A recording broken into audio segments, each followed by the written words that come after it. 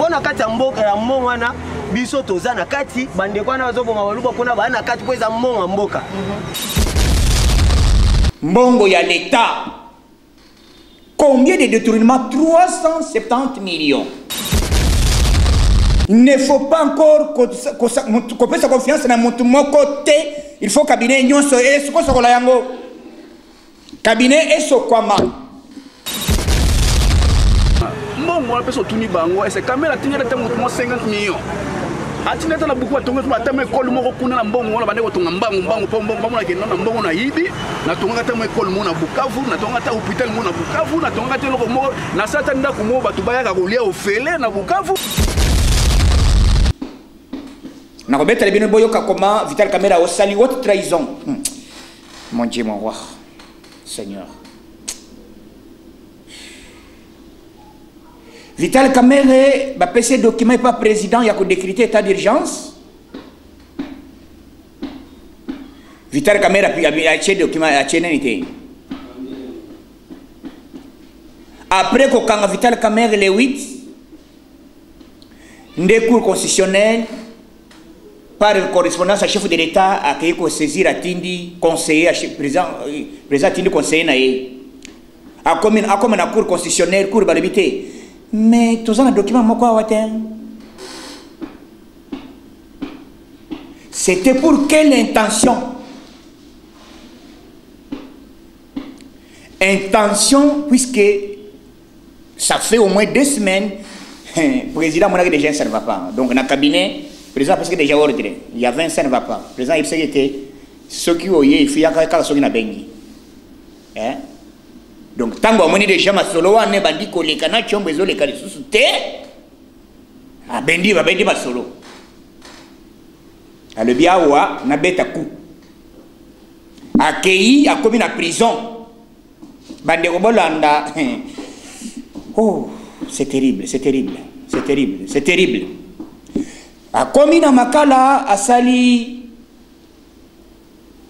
quelques jours à Bengi Tabemwamba. Tobé d'abord. Ezali coup d'état préparé par Vital Kamerhe et bande de FCC. Ba préparé à mon dengenini. Ba kay ko ba instructionner ba bien Tobé d'abord to convoquer congrès puisque document zaté na cour constitutionnelle. Or les 9 par correspondance au chef de l'État, conseiller au président de la République a déposé document les 9. Bango ba les 9. Or président si Adoba qui déjà kala a décrété déjà. Depuis le 24. Hein? Pourquoi tant de gens le document comme il a pour constitutionnel était directeur de la cabinet chef de l'État. Zambia Congo. Tala Congo tozo kende wapi.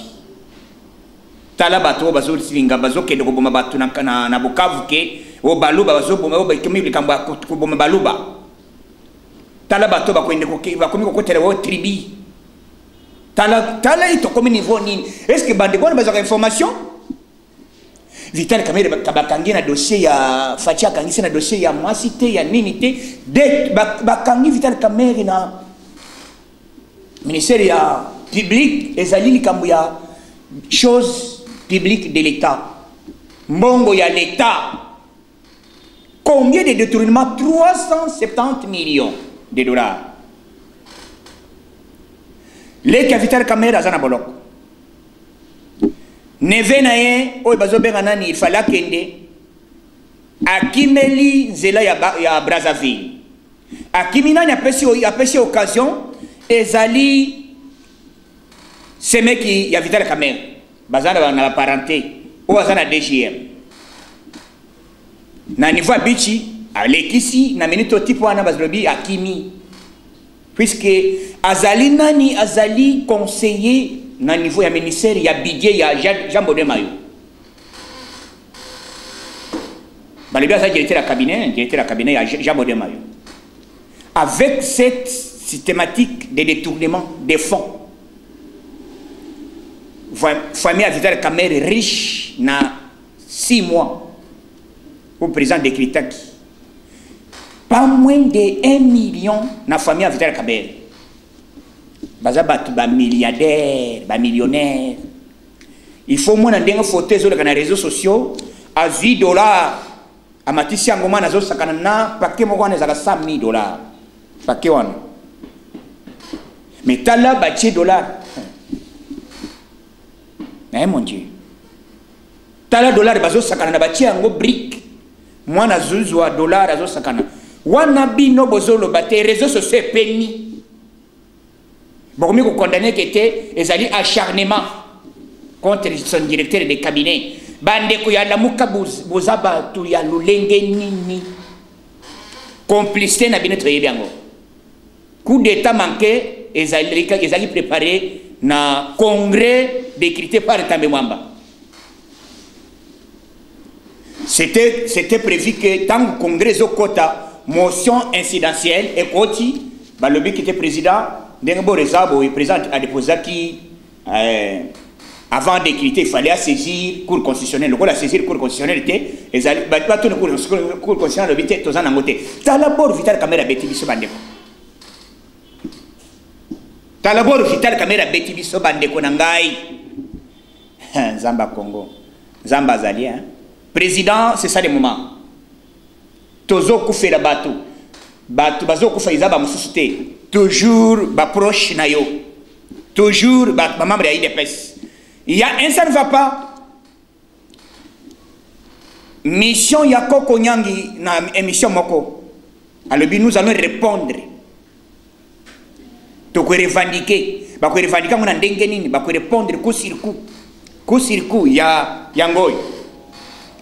Wezali plan moko bien planifié à côté kotili sa ba cadre ba membre nyonsi ya cabinet à président de la République. Kosi ça va proche à chef de l'État. Mundele c'était qui un grand diplomate et chef de l'État. Vieux Mundele. Monte à ça la négociation, il y a Marmé à Nairobi, c'était lui. Adaï. Toyeto Zui Jacques Ilunga, Adaï. Toyeto Zui maître bâtonnier Mukendi. Ce qui est bâtonnier Mukendi. Moutou Oyazalaki, maître avocat. Il y a 13 parlementaires qui ont créé des PES. Maître Mukendi.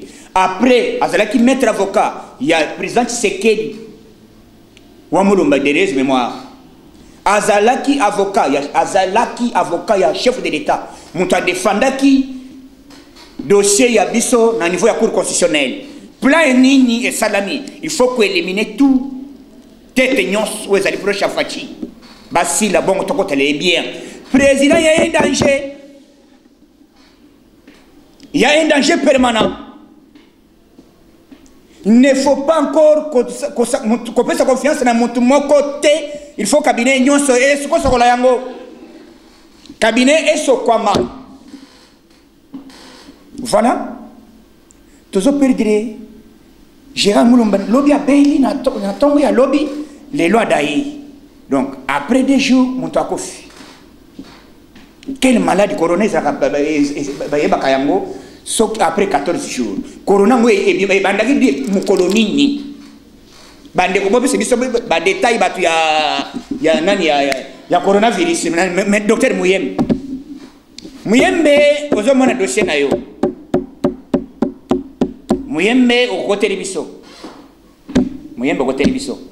Puisque racine na yo origine na yo zali ala moka. Wana na kugeni musika ndengo wana. Confiance ezate. Muyemba côté biso na coronavirus. Muyemba zana dossier oyo. Après c'est biso vérité ya solo. Baloba ke examen basalaki docteur basalaki mais Gérard Mulumba ezalaki yango etala boy to salaki mokotele maladie yango depuis mokolonini. Docteur Muyemba tala dossier ozana. Bakosi biso docteur nani akofi maître Mukendi. Batala été pour basala autopsie c'est ça système yango wana. Tant bakotanga ke zali corona muntu basala autopsie c'est ezabongo. Bongo ebimi. Bato ya FCC bazali, bato ya maka bazali, o tozana un proche. Visala caméra zali. Champion il y en a poison, champion na niveau de poison. As un spécialiste en matière de d'empoisonnement. Spécialiste, professeur écoute. Atangi sakama sala cours na même na Burundi. Spécialiste. Au moni les lots étape tokomi Toza attaqué. IDPS toza attaqué. Au moment qui section ba melaki biso à travers bande kona biso moko. Ba yaki ba de bia te IDPS boy toka bola boy to sala boy. Au moment qui section isaka to komi. Bande kona biso ba Paul Chilombo ba Jacquemain o kabonda. Bon moni niveau kabonda memi parti. Au moment niveau kabonda memi mboka. Soki ezalaki sagesse ya mwana mobali oyo te. Soki azalaki te. Mbele vwana ekopesa te. Apesi masolo, mais avant le bayango ezaka chombo. Hein? Chombo. Et pas mo konzamboka. Hein? Mwana ya confiance. Tu sais que l'amour de vivant, de mémoire, heureuse mémoire, à l'oba que na katanga, na nomele bino héros vivant. À l'obenga kabon de mundengwana. Ah, ok, congrès aussi, si Fachi a lobby que voilà un héros vivant. Puisque il est c'est là qui a coquine. Mais dans le niveau, tu as combien de niveaux? Tambu mwamba attendre na Bujumbura. Na Bujumbura. Na leçon il y a matière, il y a droit. Voilà au moins un licencié. Après doyen de faculté, il y a droit. Comment tomber devant Jean-Marc Kabonda Kabon. Vous comprenez? Spécialiste bon IDPS ezali na batu oyo bazali ko défendre to papa soko limbon omoni mayele ko sila okoyeba iloko ko sala te kala to banda koyeba bata mayele na libanzi mais ba maso servir ko libanzi ya pampa libanzi ila ya pampa azele moko azele mayele te ayene mayele te suka ya pampa donc to banda ko kalse tale ba via libanzi na mayele na makas oui libanzi ya pampa voilà. Président Bengaki, est-ce que qui était maintenant au niveau nini? Et réunion de la guerre. Président Lobby, c'est que vous êtes en train de faire vos sali coup d'état. Maintenant, c'est maintenant, bon que dans le niveau de la justice, cour constitutionnelle, bon débattre naïe. Et ça le exposé bango dans le niveau de la cour constitutionnelle. Donc dossier wana. Ndenga tozo kendele yango na ndenga tozo pusana malembe yango na sengi fachi vaut mieux kopanza boro to bandela yondo zana mabe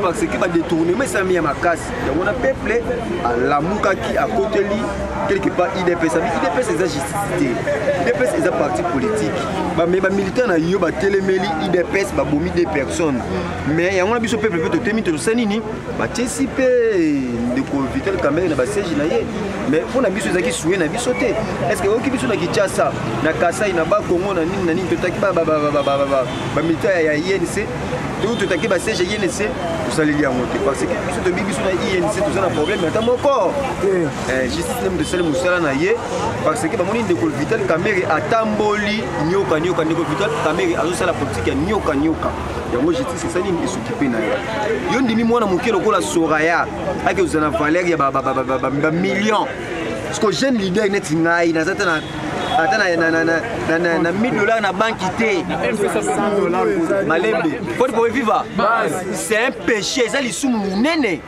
jeune leader net ngai boy on a lutté pendant longtemps depuis âge à 14 ans na ebaki nzoto moi cité na ko ba nzoto moi na mukolo oui là c'est clair madame sur les informations de informer na ko ba nzoto moi na mukolo mais moi na mukolo ko la soraya aleki papa na ye JB piana na compte na banque moi mon kiso ba 10 millions mais ce qu'on a jeune leader na za na mbongo wana te ozui ndeko ya mida ko ya mwasi wana azana ba compte belé na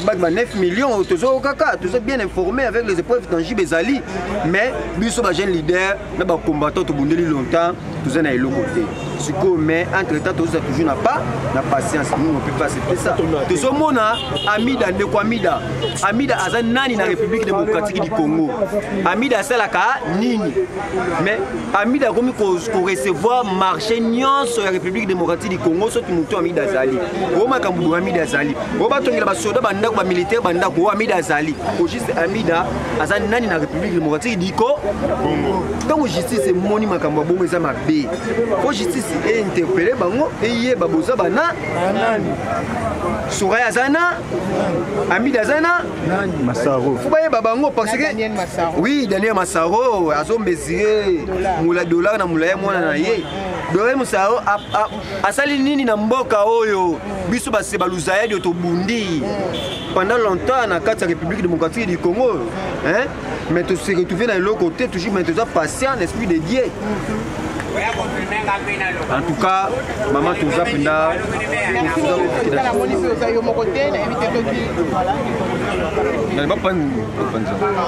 Oui, papa, oui,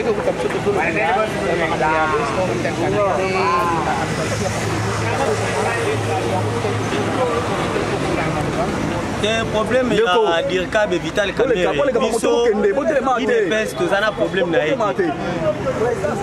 Vital Kamerhe a un problème au niveau de justice soit Ibaki justice n'est pas ça na musala na ye yangwana lingana sala peine abande na biso no Kivu Sud Kivu mulu banda kangi Vital Kamerhe te c'est la justice congolaise qui kangi Vital Kamerhe koboma mulu ba ko sala wezana solution ata moko te so bomoni ke baboma bamone baboma na ba cotiser bato no Kivu Sud Kivu Bukavu bazongisa biso mbongo na biso mboka o bango bayibi pona kati ya mboka ya mbongo wana biso toza na kati bande kwana bazoboma baluba kuna bana kati po eza mbongo mboka Président Félix na Vital Kamerhe eloko moko ezate Vital Kamerhe azana problème na niveau ya justice pour le coronavirus tozo landaka au chef de l'état lobaki Fachi Beto Siona tozo landaka so komia au moins ba parlementaire debout bazate mais chez bino kuna ba télévision lobaka yezo pekisaka 20 personnes dini oh chef na limité ba toza est-ce que yo ero ya au moins ba toza bazate biso na moko toza ba exemplaire ya pouvoir na biso ndeko Kamerhe azongisa pour ayaki na faux esprit il dépend ces pyramides à renverser tellement qu'il y a qui na faux esprit à bouleverser pouvoir italien biso to na problème na état zongisa mbongo mboka po biso tozana ba pensionner le pas Soraya bon bango basalaki da mboka na boye na landi kutu o to kima azolakisa bitala karo na tambola nango yango nde Félix atambola nango ba manquement na chef de l'état biso awa Félix azana ba grand guerrier azana ba grand combattant tozana ba blessé de guerre tozana ba dominé no ba risque si le lotan net président na biso ninga sa est-ce que ça président opena bundela lita ko zala bo pour ni to patienter biso to bundela les peuples d'abord to bundela qui dépêche d'abord to bundela na les peuples d'abord pour biso to sepela na pouvoir na biso pour peuple alia biloko ekita makambo to etambola bien la solution. OK. Merci beaucoup na invité papa Pekuto en tout cas pour ma on a consulté kitoko oyo asali ndinga zobatela biso surtout na sango ya konoba oyo mokili mobimba bato bazolela bazokufa mais azobatela biso yango na cour spéciale premier ministre ya Nzambe mais mpona ndeko na biso ya Vital Kamerhe ye ayibi mbongo ebele plus de 350 millions de dollars. Si tu as 350 millions, na Congo, tu as presque 80 millions. Tout ça, c'est un calcul. Donc, chaque Congolais, moi, je dois plus de 10 millions, 10 millions, 10 millions, 10 millions, 10 millions, 10 millions. Mais il y a Zimbo, on a Aïdi, on a Yemoko. Et ça, malamouté. Ma béo, il y a Sali, a dans le problème de la justice. Or, biso, programme, c'est qui a Sali, ça m'est ça, pour être équilibré, malam, peuple pas ce pays là. Fallait pas tomber dans le couillard, soda, sur des moutons. Mais bon, on a surtout, il a préféré, à Kabolango, hier, na famille à moi si naï a vu voir même bayi bande konaï à INC équipé bangoté na bon wana ba moni pe angoté et ça na bato belé à INC naï bazole là jusqu'à présent a occupé bangoté mais il y a jusqu'à moi si naï na famille à moi si naï a suba équipé bango mais hier batika makambo wana bataille là toujours justice na pesi merci la justice nous ça bazo ça là parce que justice ndé élève la nation loko la justice est 8 place na mboka na biso tozana kondima ke bosse mbeko mais biso mosika pena unité au mokonde au côté anti-corruption nous allons kondima ke musala on a pende koleka kitoko to kolandela ba epaso oyo ba yiba pe o ba koyiba pe o bazoluka koyiba mbongo ya Congo en tout cas bato nyonso bakotiama maboko po ete mbongo wana ezonga na kesi ya leta. Merci beaucoup papa na biso na yebi te so na maloba ko to na biso papa ko Ok, merci beaucoup. Mbandisa ngola sepeli mingi na ndenge oyo kotala biso. Vraiment kaka ndenge président utuko ba awa la carte na matanga. En tout cas so kotali partout au monde na mandala la. Donc toza kuma na kata mwa il faut limite moko munene makasi oyo alandi notre héros national Papa Etienne Tshisekedi. Lekinaye Gérard Mulumba otokufa donc pasi makasi toza nango. Na eloko moko na yena bakisa likolo ni zanini. Bande ko INC pasi osala pour batande ko INC. Toza na bango binimité. IDPS atelemaki na justice akende kofunda kamere te. Totikali jamais kokenda INC kofunda kofinga bango nani moyibi te. Biso nyonso toyoki sango ndenge justice abengisi kamere na bandeko bake owazaka mpe kirie bake kotala bayoka nini eza koleka kuna na moto azali cabinet na cabinet président cabinet ya chef de l'État. Donc juste asali makambo na ye bango baza na Bukavu kuna mbongo na peso tuni bango ese kamera tingela te moto 50 millions atineta na buku atonga tuma tama ekole moko kuna na mbongo wana bandeko tonga mbango po mbongo bamona ke na mbongo na yibi na tonga tama ekole mo na Bukavu na tonga ta hôpital mo na Bukavu na tonga te loko moko na sata ndako mo batu bayaka kolia ofele na Bukavu ezate sikoyo bazo kotela baluba koboma baluba pona nini biso na bango toza bandi balongola matalité mindele bachaka la mituna biso basala séparation to kota tribalisme pour que soki likambo ezali o baluba o bakongo o batabandu biso to eloko moko so to tie biso so eloko moko mboka oyo na état de droit to tambola malamu donc au mona que lelo ata France oyo ata au mona Espagne ata au mona États-Unis oyo était na Congo te parce que toza na makoki ya nyoso na Congo awa o lelo soki état de droit koti ba nyoso ba tambola na droiture ba ministre ba gouverneur bango nyonso to ba tambola na droiture ba otonga bien na mboka oyo et puis nous surtout à se retrouver et ça la bana biso to bota o ba bana na biso ba okuta mboka ko za malamu en tout cas batika bitumba ya distraction babunda bitumba ya o eza logique soki bamoni ke o IDPS en 4 liste eza kuna tozozela ti soki bakobenga mpe ngai muta IDPS nakokenda kosamba soki bakokanga nake makala leki mwana mbona nakokende mpe makanga mpe nga mpe nakokende makala mpona nini natambole malamu te nalandi lokoso ya mbongo ona nalanda droiture o chef d'état na biso nango nga nabi te mpo nalanda lokoso ya mbongo natya natonga mwa immeuble telema wana eza la suka te